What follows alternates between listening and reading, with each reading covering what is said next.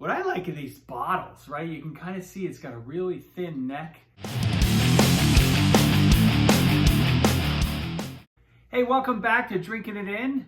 I'm your host, Chris Casara. We are here to help you know more and drink better. And today we're talking about Furmint. Or I think if you're technically in Hungary, it's more like Furmint. What I like are these bottles, right? You can kind of see it's got a really thin neck. It kind of looks like a Pinot Noir bottle up to this point, but the Pinot Noir bottle would cut off like right around here. But this got an extra few inches. It's fun. This particular wine, this is a 2019 Royal Tokaji Furmint. So the unique Furmint grape produces a fresh and aromatic wine with aromas of grape flowers, apples, and peach. We'll see. So Furmint, this is interesting. So it's a white grape, or produces white wine. I mean, it is white grape, but produces white wine. And I remember it was back when I was doing a lot of traveling to the UK, to London and Scotland.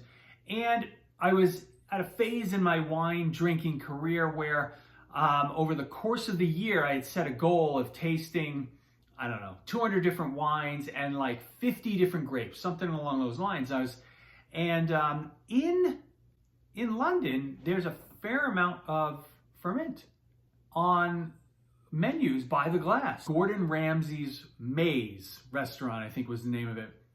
They had a glass of Furmint, or Furmint by the glass. I had it. It was my first Furmint back then, and I've been enjoying it ever since.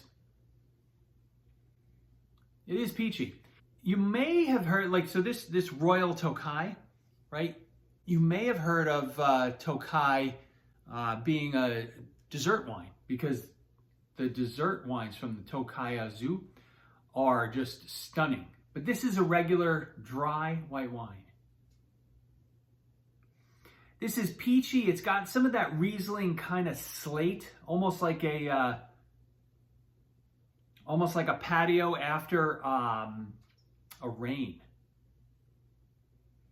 It's slatey and peachy. I suppose there's something floral about this. It's a little potpourri-like. But the biggest part of the aroma is that like wet rock slate type nose.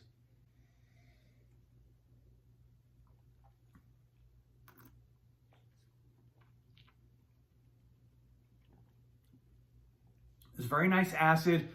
This wine is it's tasty. There's some minerality. There's a touch of bitterness. But it's still fairly fruity on the palate. Those peaches are sticking, they're holding strong. This is very Riesling-like. So if you like a Riesling, you should try a Furmint. I mean, I think that's definitely a good, if you like X, try Y. So if you like Riesling, try a Furmint.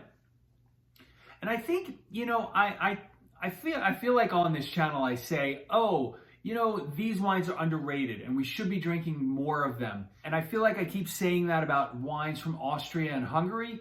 And this wine is another example of a wine that, nobody knows what a Furmint from Royal Tokaji is, but you should. And I'd love for you to try one out and let me know in the comments how your experience goes with a Furmint wine from Hungary. Let's give Hungary some love. Thanks for joining. Cheers. I will see you soon.